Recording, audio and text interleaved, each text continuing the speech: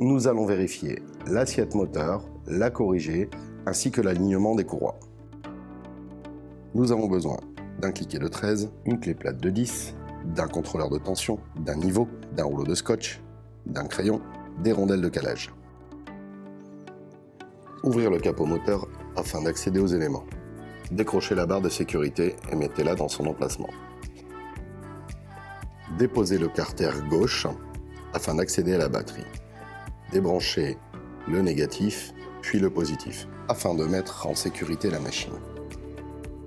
Déposez le carter droit afin d'accéder à la transmission. Vérifiez la tension des courroies. Celle-ci doit être correcte dans les données constructeurs avant le contrôle et la rectification de l'assiette moteur. Prenez votre niveau afin de relever votre point de référence sur votre poulie rotor.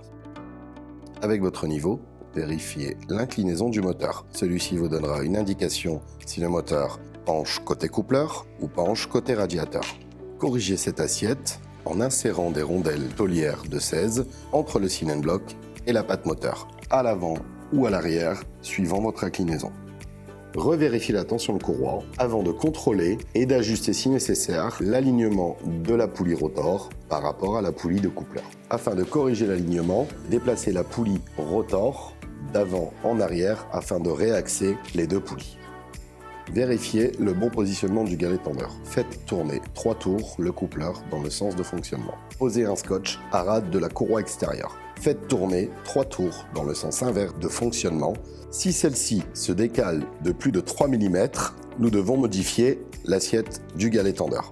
On va déjà vérifier avec le niveau pour vérifier l'assiette du galet tendeur. La modifier en mettant les 2 rondelles de calage en bas ou en haut, rondelles de calage d'1 mm. Une fois que ça c'est fait, vous faites retourner dans un sens puis dans un autre. Si ça se redécale, mettre soit 2 rondelles de calage à l'arrière, faire un essai. Si c'est pire, vous les retirez, vous les remettez à l'avant. Reconnectez le positif de la batterie, puis le négatif. Remontez les différents éléments de la machine, puis fermez le capot moteur.